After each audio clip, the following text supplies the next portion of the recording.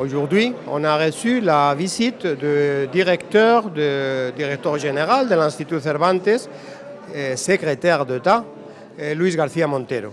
Et à l'occasion, on a organisé une table ronde. Le sujet, c'est le futur de la langue espagnole et de l'hispanisme au Maroc. Et c'est clair, l'intérêt énorme des Marocains pour la langue espagnole. Et tous les jours, on les voit aux Instituts Cervantes. Et on a les réseaux les plus denses du monde, les plus importants du monde, les Instituts Cervantes ici au Maroc, 6 centres et 6 antennes. Il n'y a aucun pays du monde où on est présent dans 12 villes comme au Maroc. Et c'est une réalité. Les 2 dernières années, la croissance d'élèves de l'Institut, des élèves d'espagnol à l'Institut Cervantes est une constatation.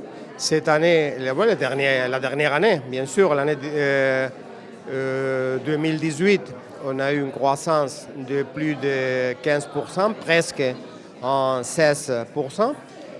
Et l'année antérieure, on avait eu déjà une croissance de plus de 11%. Ça veut dire que l'intérêt est clair. Et l'espagnol est inutile pour la vie laborale, pour la vie professionnelle et personnelle des Marocains. Mais c'est vrai que cette table ronde va être aussi une occasion pour réfléchir sur les mesures à prendre, sur la mise à jour des systèmes éducatifs, comment mieux apprendre les Marocains à parler la langue espagnole, et aussi à constater des choses très intéressantes. Par exemple, il y a un groupe important des écrivains marocains qui ont choisi l'espagnol comme langue d'expression, et seulement l'espagnol, des poètes, des romanciers, et des historiens, etc. Ça, ça c'est très important, ça c'est très difficile à trouver dans notre pays du monde. Et c'est clair, le Maroc est très lié à l'Espagne, pas seulement pour la proximité géographique, c'est pour l'histoire, pour les liens familiaux, pour beaucoup de choses. Et c'est quelque chose que je pense que ce n'est pas tellement connu, parce qu'avoir des écrivains qui écrivent en espagnol dans des pays de langue espagnole, c'est normal.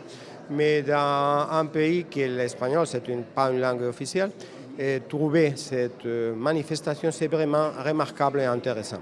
Alors, on va parler de ça. On va aussi peut-être parler de l'Observatoire de la langue espagnole au Maroc.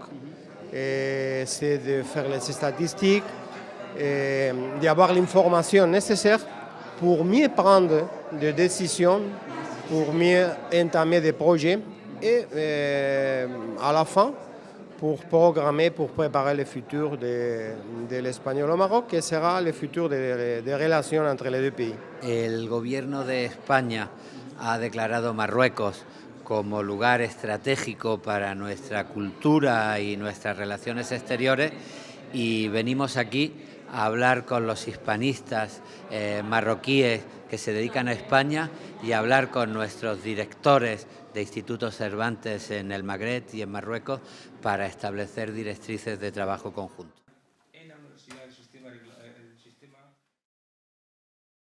ما تنساش تابونا في لاشين وتأكتيفي الجرس باش يوصلك جديد فيديوهات من هيث بريس.